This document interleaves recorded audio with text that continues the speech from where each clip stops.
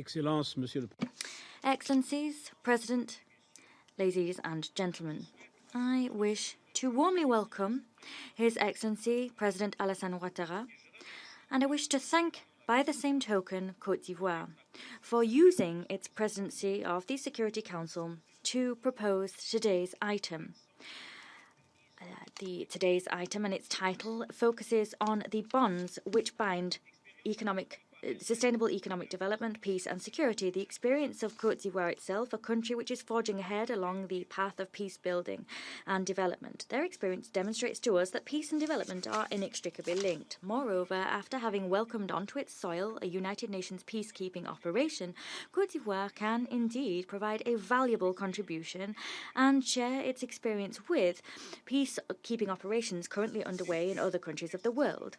The aforementioned context is without doubt an eloquent demonstration of the results that we can achieve if we pool our efforts. That is the very spirit of my initiative, Action for Peacekeeping. In the long term, and in the light of acute and protracted crises which are shaking today's world, it is clear that a method which involves simply reacting to crises has a human and financial cost which is excessively high. This is why it is so important to me that we refocus our work on prevention.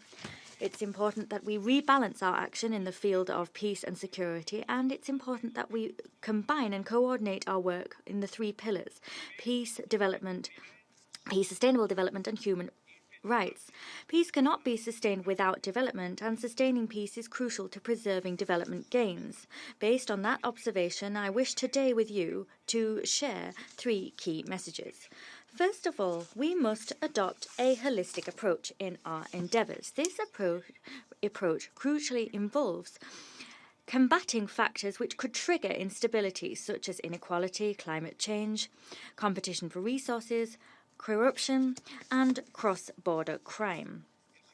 Such a holistic approach also involves piquing consciences and involving our realization that we must invest in basic services, lasting development and social cohesion, and doing so means investing in peace. Such an approach also involves better adapting the presence of the United Nations to evolving needs in the countries which, following a violent conflict, are looking to instill a lasting peace on their soil. Indeed, as a matter of priority, we must meet the needs of our host countries and to mobilize around their needs. We must ensure the whole United Nations system evolves to meet their needs, and this involves peacekeeping operations, humanitarian actors and development stakeholders, and that is one of the crucial pillars of the reform that I've undertaken. Alas, too often countries that have experienced crises can relapse into violence if an inclusive development program is not properly conducted. My second point, we must adopt more inclusive approaches. It is absolutely pivotal that peace and development activities be taken in hand, spearheaded and led by national and local stakeholders. To ensure that that is the case, we must first and foremost mobilise citizens as well as the private sector, and ensure that civil society are properly involved. We must also ensure that we bring on board previously marginalised and excluded social strata, such as women, girls, older people, young people, persons with disabilities, and the members of minority groups. Participation of women, notably, is a surefire way of improving the effectiveness of sustaining and building peace. Their contribution, indeed, is crucial to economic recovery, political legitimacy, and social cohesion. Partnerships. I'm committed to further strengthening ties with regional and sub-regional organizations and with international financial institutions to safeguard development gains, strengthen resilience and build local capacities to prevent and respond to conflicts. This is particularly important in transition settings, once the mission departs and international attention and resources typically start to decline. Our partnership with the African Union is clear and continues to deepen. We have signed joint frameworks on peace and security and on implementation of Agendas 2063 and 2030 for sustainable development.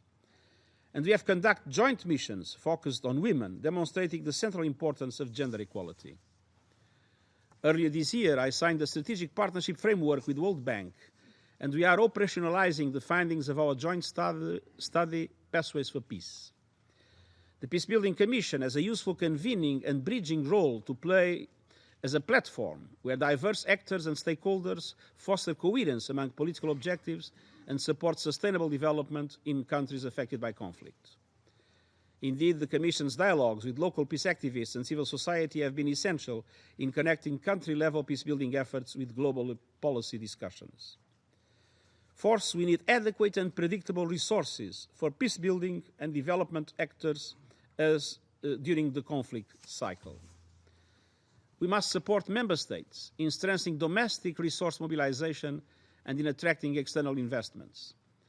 The Peacebuilding Fund needs and deserves greater support.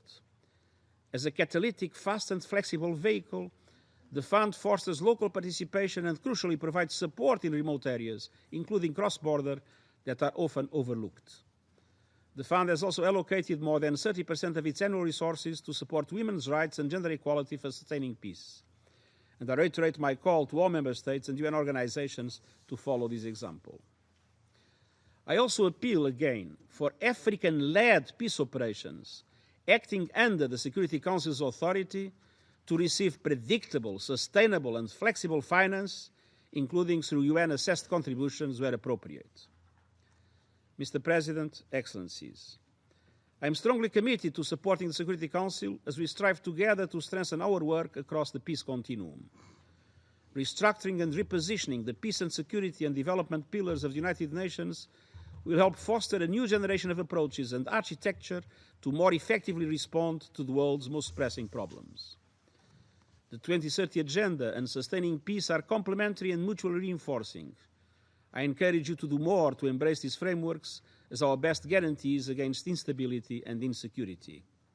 And I again thank His Excellency President Ouattara and Côte d'Ivoire for focusing our attention on this crucial work. Thank you.